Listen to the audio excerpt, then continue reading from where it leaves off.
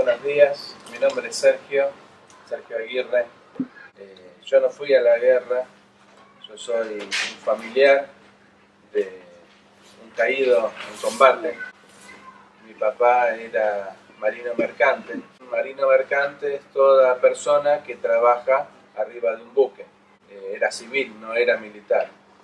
Y cuando pasó lo del 2 de abril, de la recuperación de las islas, mi papá estaba de licencia en casa esperando que venga el mundial, porque en el 82 se jugaba el mundial de fútbol en España, y como a él le gustaba mucho el fútbol, estaba esperando justamente que lleguen los días en donde venía la competencia deportiva.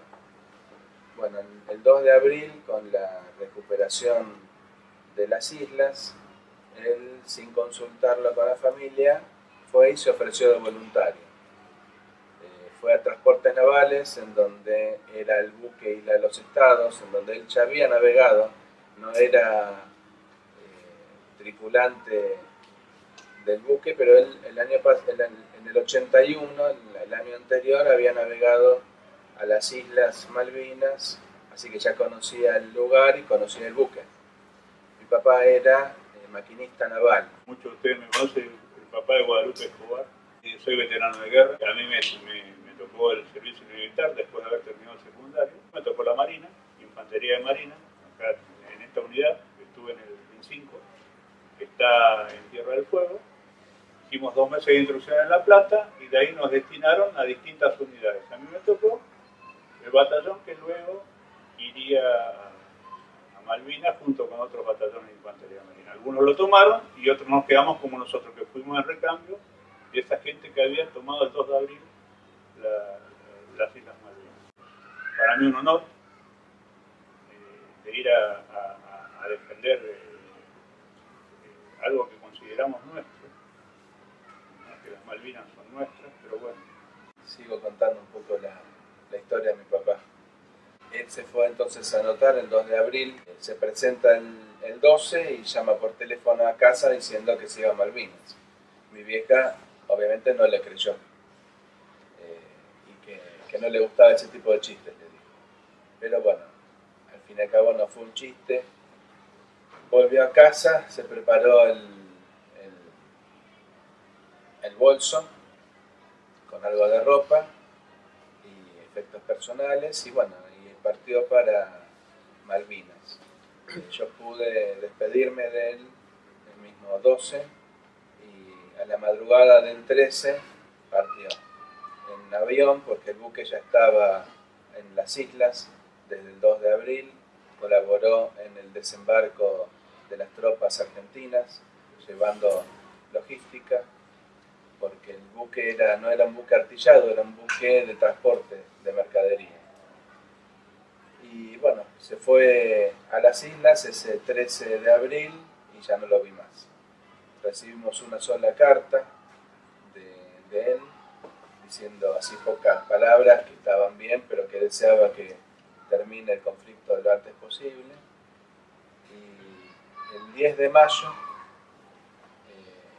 estando en el estrecho de San Carlos, si ustedes ven las islas, es el flujo de agua que separa la isla Gran Malvina de Soledad. Estando en esa zona, navegando por el estrecho, a las 10:20 de la noche, es detectado por una fragata inglesa que había entrado en una misión de reconocimiento para ver si había o no había minas en el estrecho, a ver si podían utilizarlo como lugar de desembarco, que al fin y al cabo es donde los ingleses fueron a desembarcar, en el puerto de San Carlos. Lo detecta al Isla de los Estados y lo cañonea. El buque llevaba muchos explosivos, aparte de llevar víveres, aparte de llevar medicamentos, pero llevaba mucho material explosivo. Así que al ser cañoneado, el buque estalla por los aires. Bueno, en ese momento fallecen 23 de los 25 tripulantes que tenía el buque. 15 de ellos eran civiles. Aparte de los 15 civiles, fallecen 3 de la Armada, 3 de Ejército, 1 de Aeronáutica y 1 de Prefectura. En el hundimiento quedan solamente vivos 2 tripulantes. En realidad, quedan 4 tripulantes en una balsa. Estuvieron en esta balsa aproximadamente toda la noche hasta la madrugada del día 11 de mayo y se fueron acercando a una isla que es en el medio del estrecho, se llama Isla del Cisne.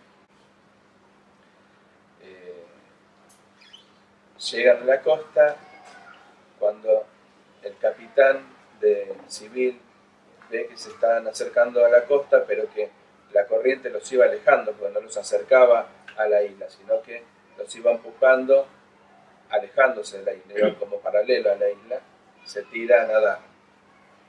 Esas aguas son muy frías. Y si uno no está... El agua, el frío, mucho viento, las inclemencias, o sea, es inclemente. El clima, una persona, para que tenga una idea, y disculpame si interrumpa Sergio, tiene 5 minutos de supervivencia si se cae al agua.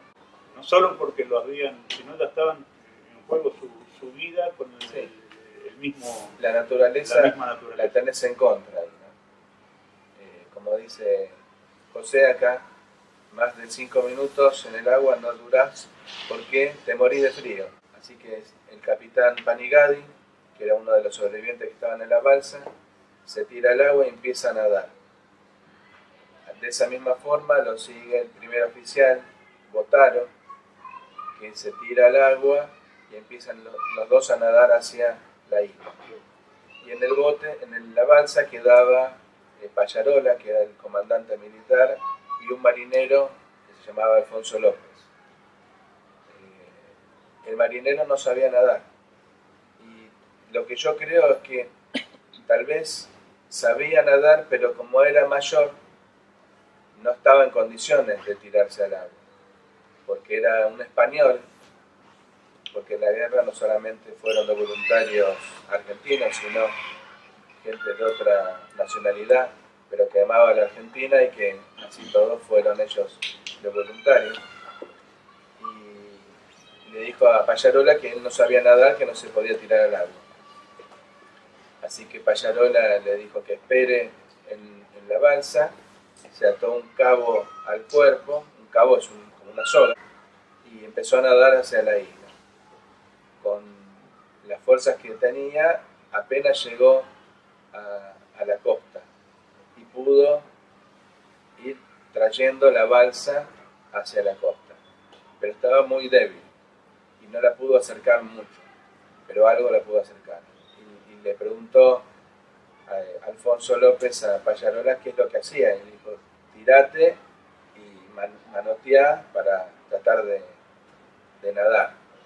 Bueno, Alfonso se tiró, casi se ahoga porque no sabía nadar, pero manoteando llegó a tocar un poco de fondo y pudo salir hacia la costa. Cuando sale a la costa le dice que Botaro se estaba ahogando. Así que Pallarola, con las fuerzas que tenía, se tiró de vuelta al agua y pudo traerlo hacia la costa. Y cuando lo trajo, él no se acuerda bien, pero en un momento le dice López de vuelta que se nos va Panigadi. Panigadi era el capitán civil. Y se ve que se desorientó y en vez de estar nadando hacia la costa, lo vieron que estaba nadando en contra, alejándose de la costa. Y de ahí ya no lo vieron más.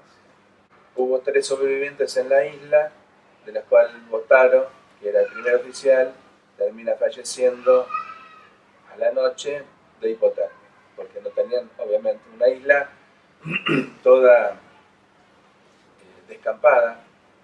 Malvinas es así, no hay árboles, es todo piedra y tierra con, ¿cómo se llama?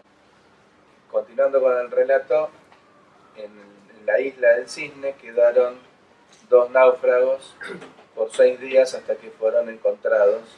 Y uno era el capitán Alois Pallarola, que era el comandante militar del buque, y el otro era el marinero Alfonso López, que era un marinero civil español de Galicia que estaba en el buque.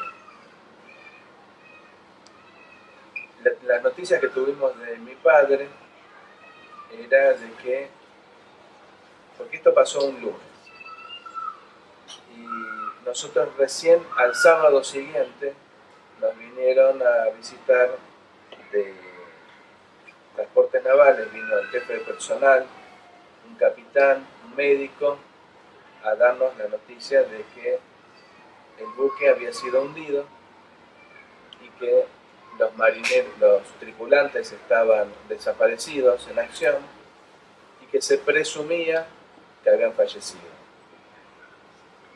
Así pasó con todos los tripulantes. Está con López y con Pallarola, que fueron a la casa a decirles que había fallecido y a los pocos días fueron de vuelta a decirles que estaba vivo. Y es así como nos quedamos nosotros con esa historia de que mi padre estaba desaparecido en combate. El año pasado se empezó a hacer un trabajo de localización de los cuerpos en Darwin. En Darwin es donde está el cementerio militar argentino, con todos los cuerpos de los soldados que fueron buscando los ingleses después terminada la guerra, fueron haciendo un relevamiento de todos los soldados argentinos que estaban enterrados en distintos lugares en donde fueron combatiendo, y los llevaron a un mismo lugar y formaron el cementerio en Darwin. Hay muchos soldados que tenían una chapita identificatoria, pero hay otros que no lo tenían, por distintos motivos, porque las perdieron, porque estaban en una guerra, porque simplemente no la hicieron, no las tenían. Así que algunos soldados se pudo saber de quién se trataba cuando los enterraron, y a otros soldados no se sabía el nombre. Entonces los ingleses los habían enterrado con una leyenda que decía soldado argentino solo conocido por Dios.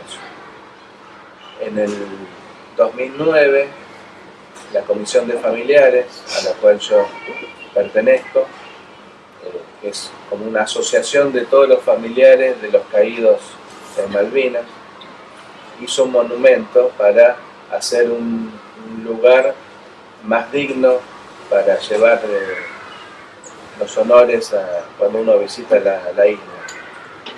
Y ahí en el cementerio hay 230 cruces con 238 cuerpos enterrados ahí.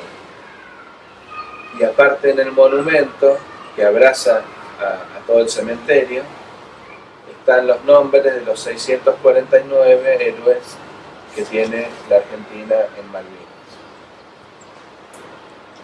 Bueno, se empezó a hacer un trabajo de localización de las 121 tumbas que tenían esa inscripción de soldado argentino solo conocido por Dios.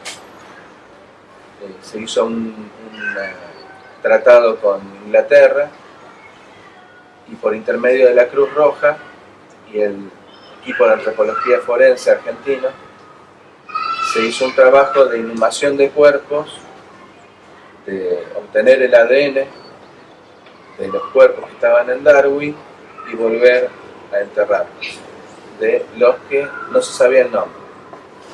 Bueno, de esta forma se obtuvieron 122 ADN válidos, porque en una tumba había 2 cuerpos, había 121 tumbas y se encontraron 122 ADN. Bueno, paralelamente a este trabajo, acá en el continente, se empezó a llamar a las familias para que dieran las muestras de ADN para poder saber de quién se trataba. Y a mí me tocó un día que María Fernanda Araujo, que es la presidenta de la Comisión de Familiares, me llama por teléfono y me insiste que dé la muestra de ADN. Yo le digo que no era necesario porque mi papá estaba en el mar, que la tumba de mi padre era el mar, que siempre sabíamos eso.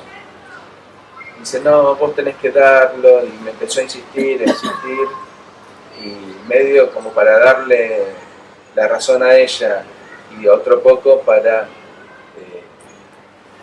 aprovechar la oportunidad, porque yo sabía que en las entrevistas que te hacían venía también un escribano de la Nación.